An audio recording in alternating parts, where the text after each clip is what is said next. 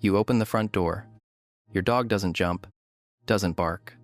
Instead, they lower their chest to the floor, stretch both front legs toward you, and look up. You've seen this 1,000 times. The internet calls it a greeting stretch. 40 million TikTok views say it means your dog loves you. But neuroscience looks at this behavior and sees something entirely different. That stretch you're watching, it might not be a stretch at all. Ethology, the science of animal behavior, classifies at least 3 distinct body extension postures in dogs: pandiculation, play bow, and greeting stretch. They look almost identical, but they're driven by 3 completely different neural systems, and only one of them has anything to do with you. Let's start with type 1, pandiculation. In 2011, researcher Bertolucci published a study on what happens when an animal stretches after rest. What he found was clear. Pandiculation is a motor reflex controlled by the motor cortex. It has no social or emotional component. None. Think of it this way.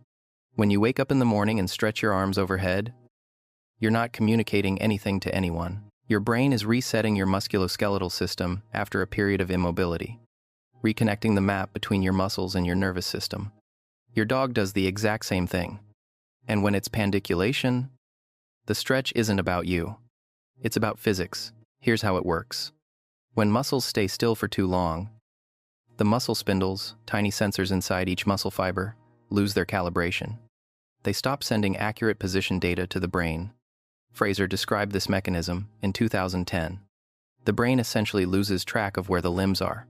Pandiculation fixes this. A strong contraction, then a full release. That cycle recalibrates the proprioceptors, the body's internal GPS. After pandiculation, the brain knows exactly where every limb is before the body starts moving. It's an engineering reset, not a love letter. Pure neuromuscular mechanics. So how do you tell if your dog is pandiculating? It's all timing. Pandiculation happens immediately after the dog stands up from lying down or sleeping. There's no orientation toward anyone. The dog isn't looking at you. Often it's accompanied by a yawn, half-closed eyes, maybe a little shake. If your dog just woke up from a nap and does that big dramatic stretch, it's almost certainly pandiculation. A system reboot. Not a signal meant for you. Not yet. Now.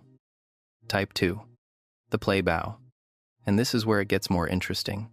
In 1995, ethologist Mark Bekoff published research that changed how we understand play in dogs.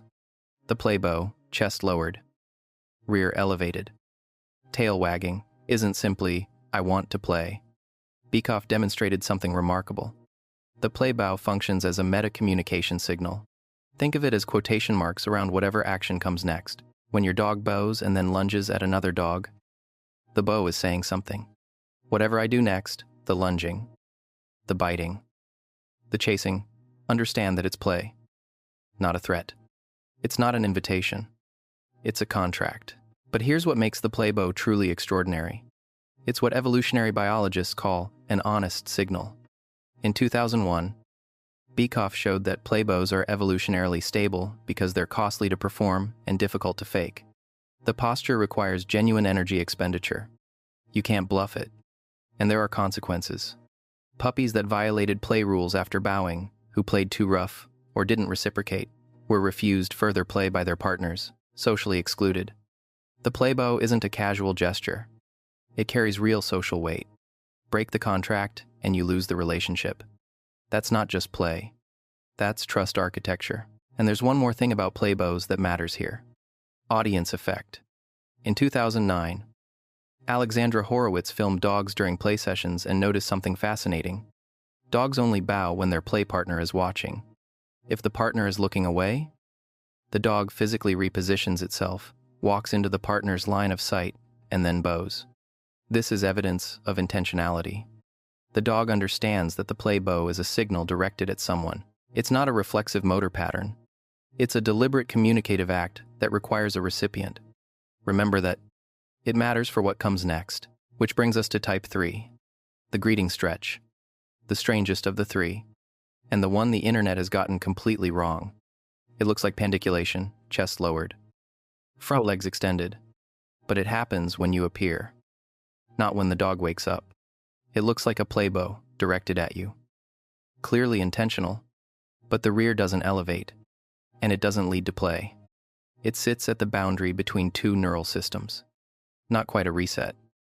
Not quite a contract. Something in between.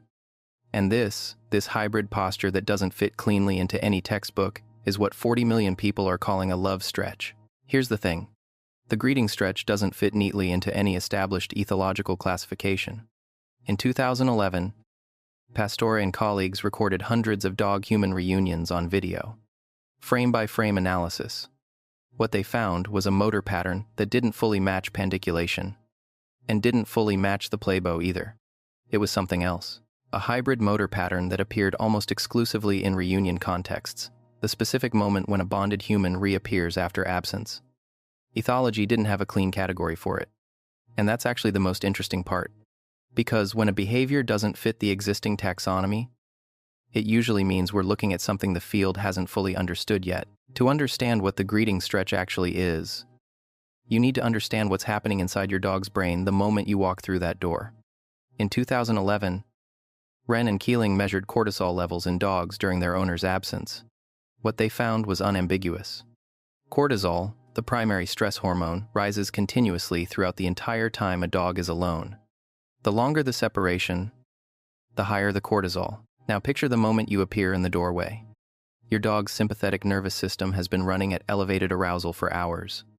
Elevated cortisol, elevated heart rate, elevated vigilance. And suddenly, the threat is over. You're home. But the nervous system can't just flip a switch. It needs a mechanism to transition from high alert to social mode. And that mechanism needs to be physical. Here's why. The autonomic nervous system can't jump from sympathetic activation to parasympathetic calm.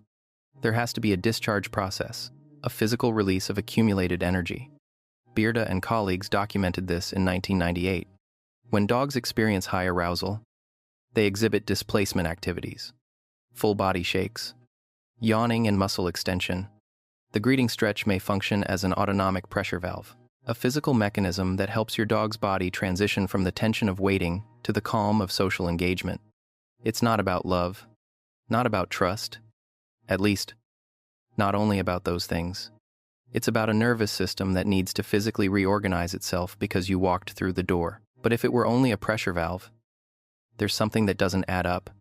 If the greeting stretch is purely about discharging energy, your dog could stretch in any direction. Toward the wall, toward the couch, anywhere at all. But they don't. Rooney and colleagues analyzed body orientation during greeting behaviors in 2001. Dogs deliberately orient toward the owner during the stretch. They maintain eye contact. Front legs extended in your direction. Body angled at you. That's not random motor discharge. That's directional communication. The stretch carries physiological function. Yes, but it's aimed. It has a recipient, and that changes everything about what it means. Because of what happens when your dog looks at you during that stretch. In 2015, Nagasawa and colleagues published a landmark study.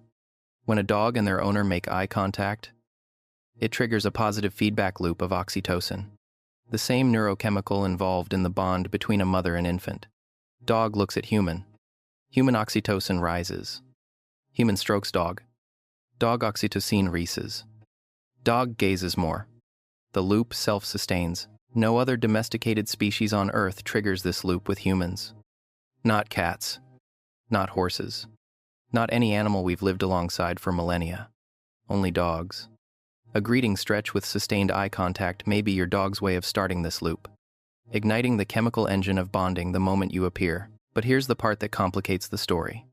The oxytocin loop doesn't work with everyone. Handlin and colleagues showed in 2011 that oxytocin increases significantly only when dogs interact with their bonded human, the person they're attached to. With strangers, something different happens. Cortisol may actually rise instead of falling. The stranger's presence doesn't trigger bonding chemistry. It triggers assessment chemistry, vigilance, and caution. So when your dog stretches at you versus when they stretch at a guest, those may not be the same behavior at all. Same posture, same motor pattern, but two entirely different neural systems underneath. The stretch your dog saves for you is neurochemically unique. That distinction matters more than any TikTok label. Attachment theory explains why. In 1998, Toppen and colleagues adapted the Ainsworth Strange Situation Test, originally designed for human infants. They used it with dogs. What they found was striking. Dogs develop attachment bonds structurally similar to those between human toddlers and their mothers.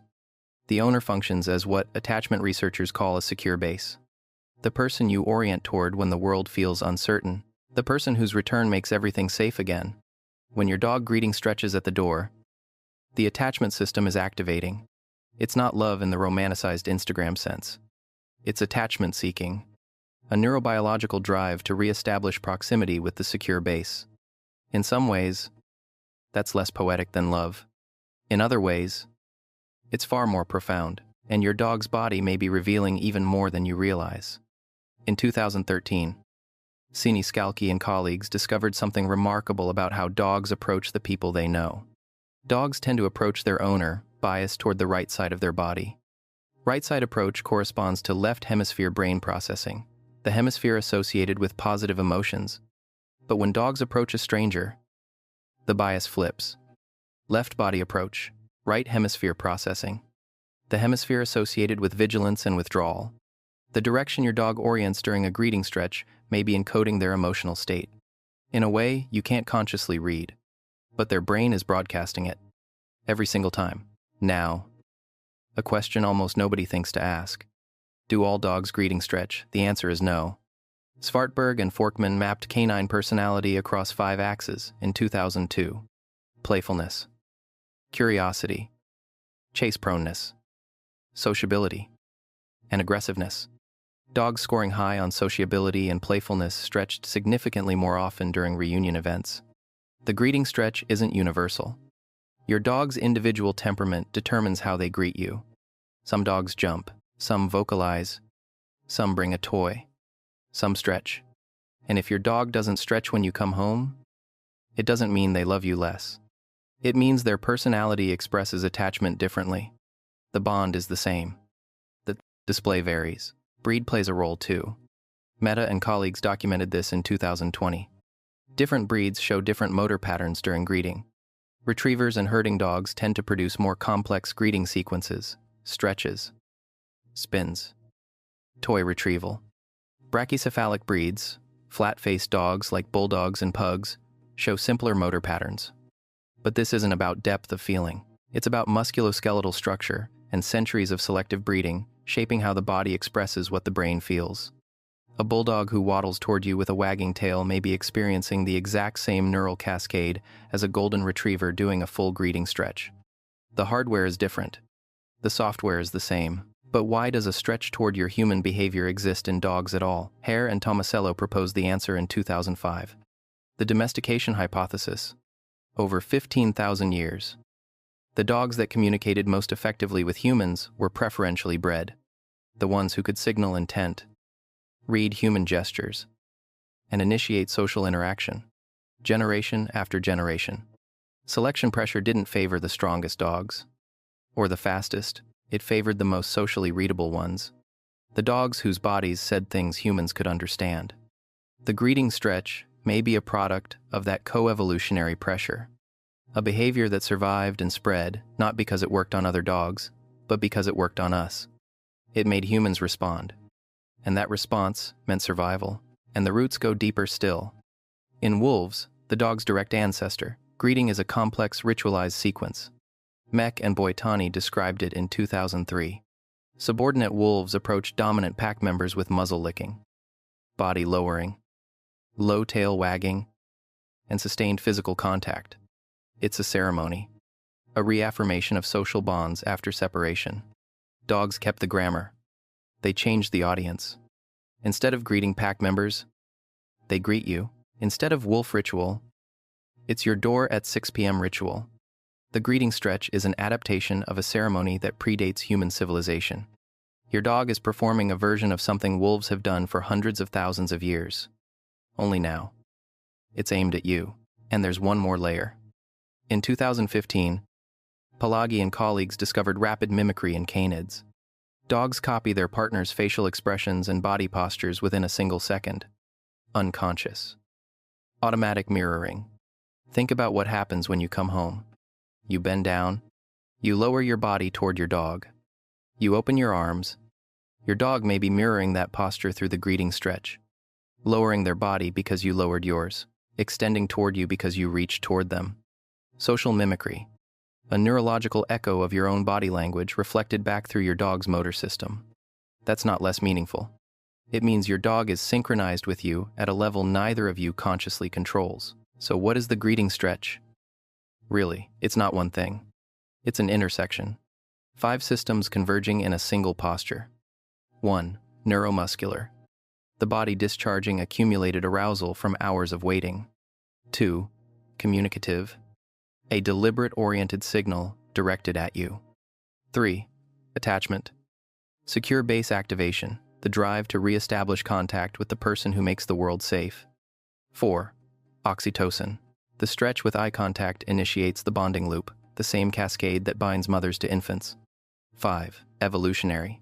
A greeting ritual inherited from wolf ancestors. Refined over 15,000 years. Optimized to communicate with humans. 5 systems. 1 posture. And the internet reduced it to a single word. Love. So what does a healthy greeting stretch look like? It happens when you return home. Your dog's eyes are soft, not wide. Not avoidant. The tail wags at mid-level or slightly above, with broad, relaxed strokes. The body is loose, not rigid, not trembling. The stretch lasts a few seconds, then resolves naturally. Your dog transitions to the next behavior, following you, sitting nearby, bringing you something. That's the full sequence: arousal, discharge, bonding, initiation, and smooth transition. Nothing to worry about. Everything to appreciate. But there are signs worth paying attention to. A stretch that lasts unusually long. A body that freezes mid-posture. No eye contact. Or a stretch that repeats compulsively, not just when you come home, but with any change in the environment, a door closing, a noise outside. Overall, in 2013, identified repetitive motor patterns as one of the clinical criteria for assessing anxiety disorders in dogs. This isn't something to diagnose yourself. If the pattern concerns you, a veterinary behaviorist can evaluate what's happening. Your job isn't to diagnose, it's to notice. And here's something you can do right now. When your dog greeting stretches, don't rush in, and don't ignore it. Lower your center of gravity. Speak softly. Let the dog complete the stretch before you make physical contact. You're not just being patient. You're respecting the ritual, allowing the autonomic nervous system to complete its transition, giving the oxytocin loop time to initiate naturally. Kuna and colleagues showed in 2014 that owner interaction style directly affects a dog's cortisol levels and attachment quality. How you respond to the greeting stretch shapes how your dog experiences reunion. Calm response. Lower cortisol. Stronger bond. And if you consistently interrupt the greeting stretch, if every time your dog starts to stretch, you respond with high-pitched excitement, grabbing, petting, talking loudly, the cortisol doesn't have time to drop. Arousal stays elevated. The nervous system never completes its transition. Over time, the dog learns that reunion means stimulation, not safety, and the greeting behavior shifts. The calm stretch disappears, replaced by jumping, vocalizing, in some cases, involuntary urination. The greeting stretch is a sign your dog's nervous system is working properly. Interrupting it teaches the system to skip the step it needs most. Sometimes the best thing you can do when your dog greets you is nothing. So, next time you open the front door, your dog lowers their chest to the floor, stretches both front legs toward you, looks up. Don't reach for your phone. Don't caption it "love stretch." Look at their body orientation. Look at the tail. Look at the eyes. Their brain is transitioning from one neural system to another, initiating an oxytocin loop, performing a ritual that wolf ancestors began 15,000 years ago, discharging the tension of every minute they spent waiting for you. All of that, in one posture. In 3 seconds, your dog doesn't stretch because they love you. At least, not the way the internet says. They stretch because your presence triggers a neural cascade so complex that their entire body has to physically reconfigure to process it. Neuromuscular, reset. Attachment activation. Oxytocin initiation. An ancient wolf greeting refined across 15,000 years, aimed, for the first time in evolutionary history, at a human. And if you ask science whether that qualifies as something deeper than love, the research is remarkably consistent.